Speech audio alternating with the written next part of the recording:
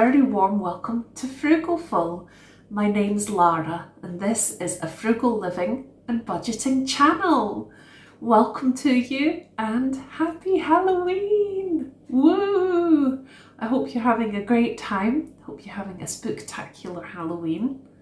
And I hope you like my pumpkin. I did my pumpkin carving. If you saw my last video, you'll see that I had made a dal curry in this bowl, served in this bowl of a pumpkin.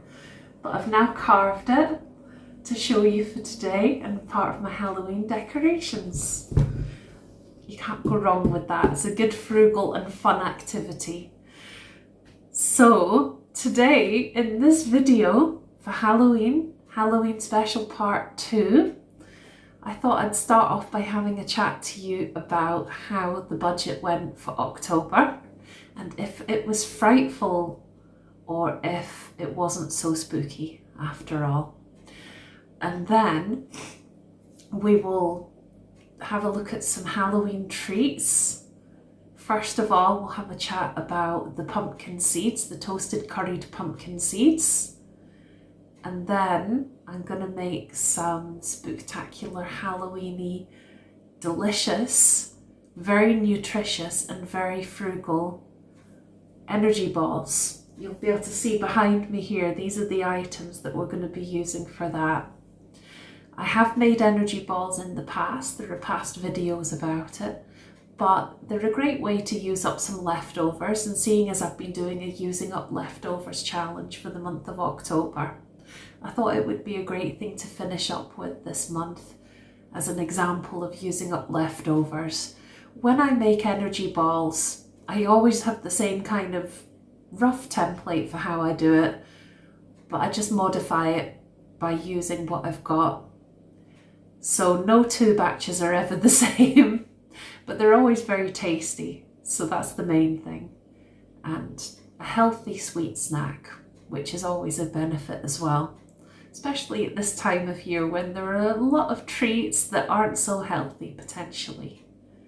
There can be healthy ones too, of course, like our pumpkins and apples and things, but lots of sweets and that kind of thing. So without further ado, let's get started. Before we start on the October budget, I also meant to say that I decided not to film anything for the apples because I've done videos before about making applesauce and about using the rhubarb and making compote and that sort of thing with the berries. So I decided to focus more on the energy balls this time because I'm using up more of a variety of ingredients for that rather than just the fruit.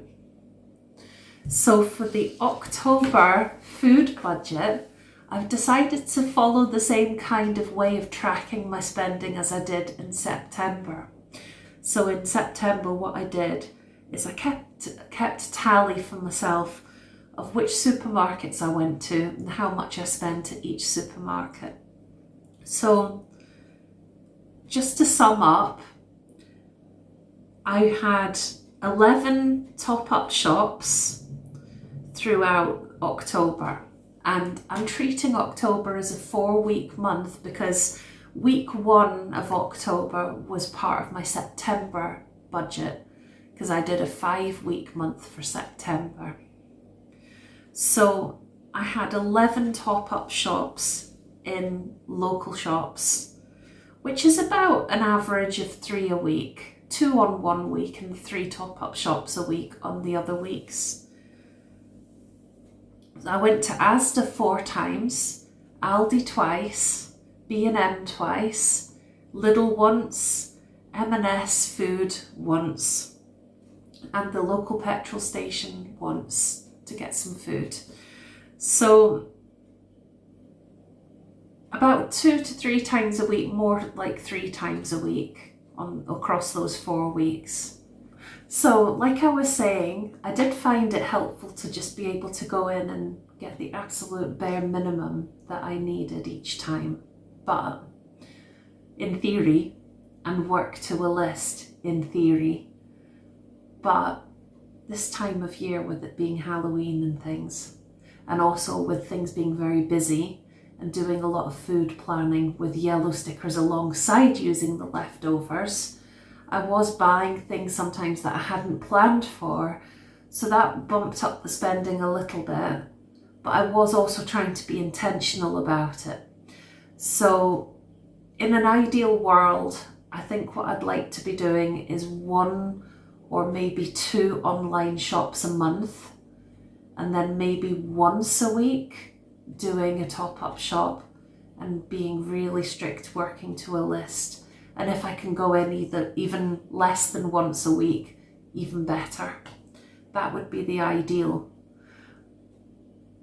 I think so far in my frugal journey, as far as food shopping, I feel like at this point that would be the ideal way to be working, and doing batch cooking and planning ahead and meal planning around what's in the cupboards, fridge and freezer first and foremost, doing these strict top-up shops to max out what I've got at home, and then also supplementing that with yellow sticker deals when they're really good, so that I can then make what's at home stretch further and amend the plan if needed, so that things at home can get used later, so that the yellow sticker things, if they're better value for money, can take priority.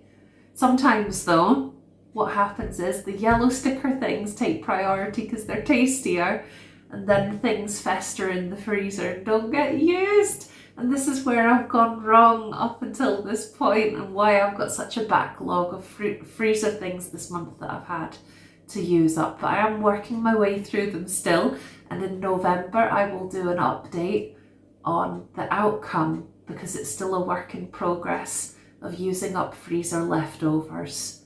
Cupboard things I've got a lot less, and fridge things I've got a lot less, but I'm still chipping away at the frozen stuff. So there we go, 11 top-up shops. I also did 1 online shop, but there wasn't very much bought for that, because it was mostly Bella's cat food that I order online. But if you include that online shop, it's 12 shops, so 3 a week exactly. And then, so my total of spending was only £62.47, which is fantastic, because I have a £25 a week spending limit that I try and aim to stick to as much as possible for food and essentials. So that's food, cleaning products, household essentials and toiletries, and any over-the-counter medications.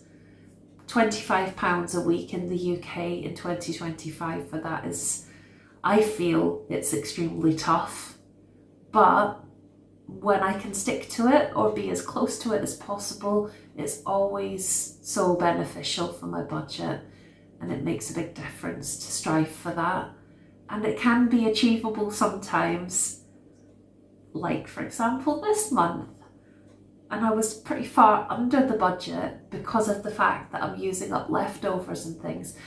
But what I have done this month is I've spent some money on Halloween food, like party food, Halloween themed fun snacks, and Halloween themed gift foods. I do normally have a social sinking fund anyway, which is for things like going out to eat, having a takeaway, that kind of thing. But because I'll be having social Halloween celebrations this year as well, I decided that I would let myself have some of my food budget for this month for Halloween themed party food and stuff like that, as I just described. So I spent £34 on those items, and I bought them in Aldi, Lidl, Asda, and a shop in the UK we have called B&M. So if you factor in that £34, it comes to £96.47. So I was £3.53 under budget, so I stayed within my budget. So I'm very, very happy with that. I have bought some other Halloween treats this month because I sold a few decluttering items. So that funded some Halloween treats because things have been going well with decluttering this year, as I've gone into in other videos. So I was very pleased with that. And I thought in this Halloween special today, it would be great to have a chat about some ways to still indulge in some Halloween fun and some Halloween treats, but to do it sensibly and within budget. So I'm looking forward to sharing that later in the video today, some frugal tips about celebrating Halloween on a budget. But first, let's have a look at those pumpkin seeds from inside this guy, how I prepared them and what I made with them. Right, so if you remember from the last Halloween video, I've got these pumpkin seeds literally straight out of the allotment pumpkin, fresh from the pumpkin. So that pith and everything's so nutritious. I don't like to waste that, because I know a lot of these kind of recipes call for using a colander and washing all the stuff off, but I'd like to try and salvage some of it, but I do recognise it's probably too gooey to do it like this straight in the air fryer. So my compromise is, let's do it together. It's a complete experiment. It's yet another thing where I just sort of whack it in and see, and it will either work or it won't, and we'll see. Is that a Bella behind me? Hang on. Ooh, it's the spooky Bella. Ooh, Bella, you're so cute. Happy Halloween, she meowed. Happy Halloween. Whoa, scary kitty. Where were we? Right, so I'm going to pop that in for the wash. And I'm thinking if I just get the most excess moisture off. I mean, I don't know if it'll really get much moisture off, to be honest, but I don't know if I really want to, as I say, because I just feel there's so much goodness inside that pumpkin. So they might not be very toasty seeds, they might just be quite mushy and smushy seeds, but we'll find out together. Oh dear. These experiments can be fun to do, but they can be a wee bit of a disaster, so we will see. So I'm thinking it's a good opportunity to use up some more of this curry powder.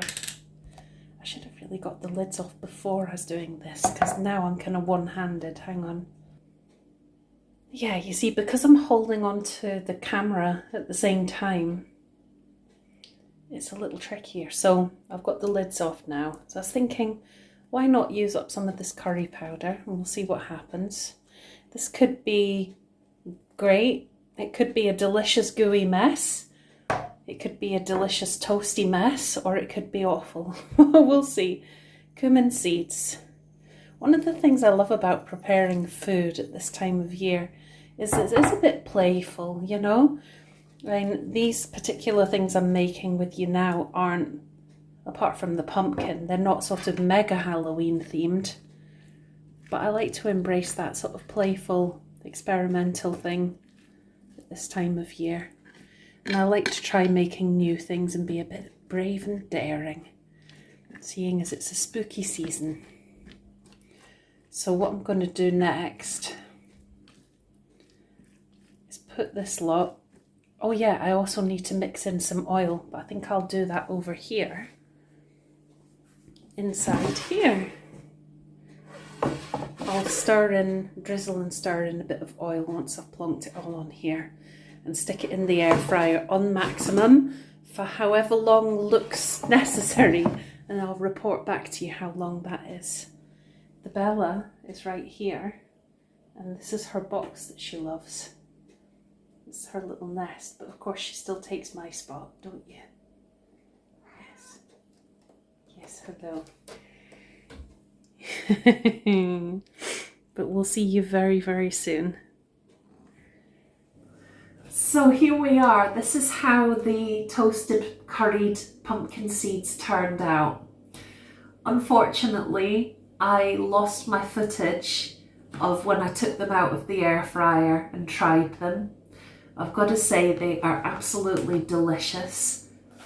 I can still smell the lovely curries, lovely spices from the curry. So good, so good. But unfortunately I've not got the video anymore for that. The bits that were a bit gungier with the pumpkin flesh, I think in future what I would definitely do is rinse all that away and just stick with the seeds. I'm not going to do another taste test right now because these have been sitting for a while, and unfortunately I think these are going to have to get composted now because I wouldn't want to risk having them because they're not fresh enough. But I will say they were yummy and I recommend it, but you can season it and flavour it as you wish with the spices you like and just do it your way. So a big thumbs up for that from me, most definitely.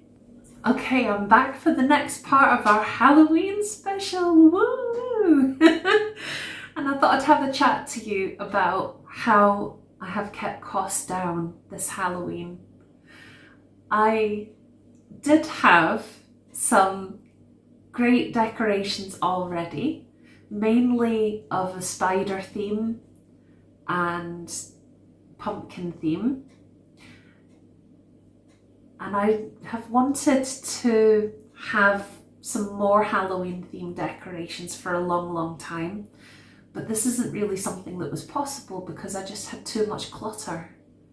But now that I've decluttered, I can be intentional about what's in the space, and I've decided to do it in a way where a lot of the Halloween decor can be either in a designated space, or it can be things where, for example, cushion covers or a duvet cover or a blanket. So it's things that can be swapped seasonally, so they're not taking up huge amounts of extra space. Or decor that can be put over a door or on the walls and that sort of thing. So it's not going to be too bulky or anything. So those were kind of priority things I was thinking about. And the timing of it meant that I've not done anything about putting these up at the moment. I want to wait and do it with everything together. So that'll be a great thing to be able to share with you for next year. But also one of the things that's kept the cost down and meant I couldn't really do things because it was too late on to really embrace it is buying things in the sales. And of course, the closer you get to Halloween, the more that the sales knock the prices down for things. But then some of the things are out of stock. So it just depends on what you're looking for. If you've seen particular things. So for example, I saw some things in TK Maxx, which is the same as TJ Maxx as far as I know. And round about mid-October seems to be the sweet spot for that. So by then things were getting reduced quite well to a decent amount, but there were still things in stock. Whereas I went into Poundland just to have a quick look at some things earlier today, and even though there's Halloween signs up outside, when you go in, there isn't actually anything left. They've already put their Christmas stuff out. It's like, come on, let us have Halloween first. But no. So it just really depends on your timing if you want to catch the sales and get the best value things. So for the things that I wanted to buy that are kind of more kind of quality and things that you want that are going to last over the years, because I'll reuse my decorations year and year again. Every, year just have the same thing and embrace that. It's an annual treat. So I wanted to make sure I was spending wisely and getting things that I really love. So I would rather try and get the things I'd seen that I really liked and time it right. But if that's not possible and you see something and it's already been snapped up, or you've seen things in the past and you don't see them in the shops this year and think, I love that kind of style, or I'd like to do that. Something else that I think has been so helpful for me in starting to have a more intentional Halloween decoration set moving forward is Vinted. So Vinted is great because people can sell their unwanted things and then it gives them a wee bit of a boost. But also people sometimes sell multiple things of the same kind of theme at once, and then you can buy a bundle and get discounts. And also if there are things listed, the prices are usually pretty good anyway, but you can offer a bit of, you can put in an offer that's a bit lower, maybe 20% lower or something, and get the price knocked down even further. And it's cheaper than it would cost to buy things in store. So it's a win-win. It's definitely a win-win. However, having said that, there are some things that are decorations that could be used year after year, over and over again.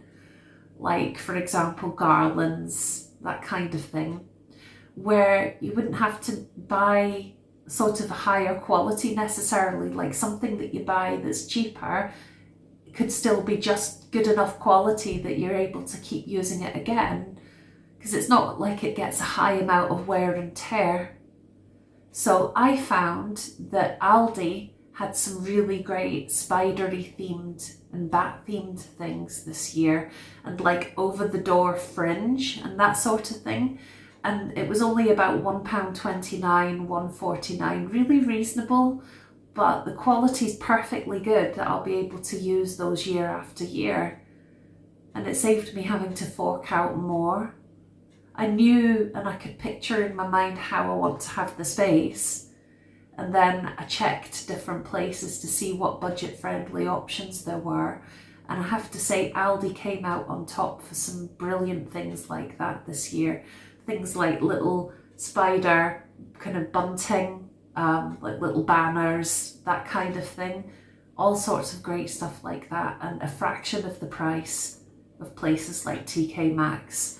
But TK Maxx has other really brilliant things. So Lidl and Poundland also had some good items. So they were very budget friendly and of a reasonable quality for what I needed, sufficient quality for those things. Things like backdrops, backgrounds, bunting, banners, all the B's for some reason, but things that are basic and budget friendly. There you go, 2 more B's. And things that are reusable.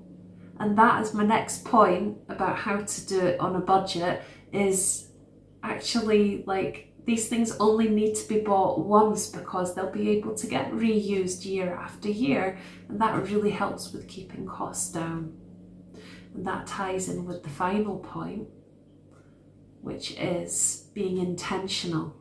So I'm being intentional this year, having stocked up on certain things that I'd always dreamt of being more fully embracing the season of Halloween, and having the space just really reflecting how much I love it, how much fun it is, and be able to really go for it and just have a guilty pleasure in that, because life's too short not to have some guilty pleasures. But doing it in a very cost-effective way, because I'm reusing and recycling things and being intentional about what to buy in the first place, so that I'm not then having to rebuy things because of planning ahead, planning for the space, planning ahead. And then it means each year I can reevaluate too and declutter if necessary, and stick some things on Vinted as a bundle if I ever found that things aren't really things I want to use year after year, and then that would raise money if I did want to swap it out for something else. So it's like a bit of pocket money in a sense. So that's how I've been thinking about doing Halloween on a budget this year, Would really love to know in the comments how you like to keep costs low if you enjoy actively celebrating Halloween, or you have children and you like to make Halloween super fun and special for them. Please let us know below how you like to do that. And a big thing I will say is the charity shops can be great, but sadly this year my local charity shops don't really seem to have had very much at all, which is such a pity. But some years they can be really good for that. And then the other thing that I find can be really, really helpful is making our own things, making our own costumes, making our own decorations. And that's something that I like to embrace sometimes as well. And I'm hoping in next year's Frugalfull videos that I can do a bit of DIY crafting of Halloween things as well, both to add to my frugal Halloween decor and for fun times and fun videos with you. Speaking of making things, let's get over to this side of the kitchen and do some energy balls. So before I start the actual preparation, this is my area that I'm using. Tin foil, I've got my spoons, I've got some tubs to put the ingredients. And here we are. So we've got coconut oil. I'm only going to use a very small amount of that, if at all. See, it's always a bit of an experiment and I just chuck it in and see how it goes. But nut butter.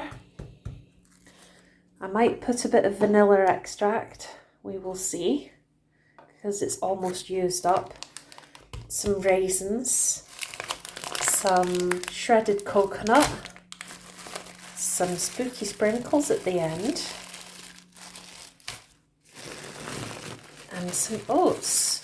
Now the nut butter and the oats are the primary ingredients that I like to use to bind it together, maybe also with a little tiny bit of coconut oil.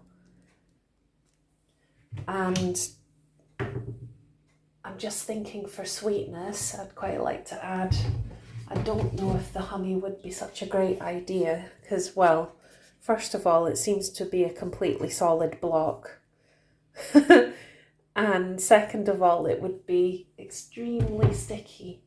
But I do have a little bit of sugar to use up, so I might use that just to give it a bit of extra sweetness. Not too much because I don't want it to be sickly sweet or unhealthy. So I'll go and grab that and get the ingredients into these mixing bowls. And then I'm going to bind the nut butter and oats together first. Then I will gradually mix in the kind of, well, I'll leave them till the end, but I'll gradually mix in the additional items. I'll do it with the spoons at first. I might have to get my hands mucky and knead it together. And then I'll be creating the balls. And finally, rolling it over the spooky sprinkles, which I got from Asda. That's the last of them.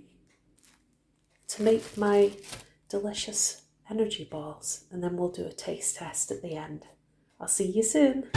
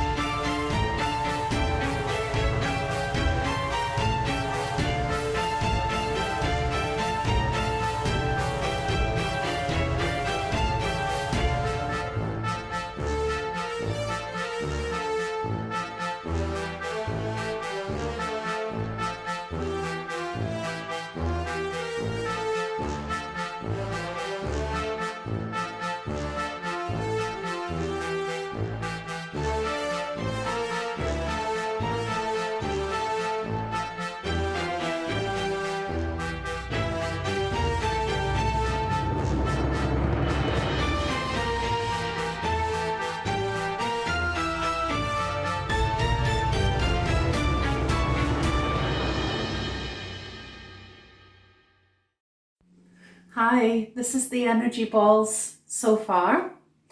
I'm going to chill these, and while I'm chilling these, I can add more nut butter to this because it's a bit crumbly, and then with the nut butter it will bind, and then I can top up the number of energy balls. So I'll be back with you soon for a taste test. Hi, right, I'm back, ready for the taste test. Here we go, you ready? Mmm. Mm-mm-mm.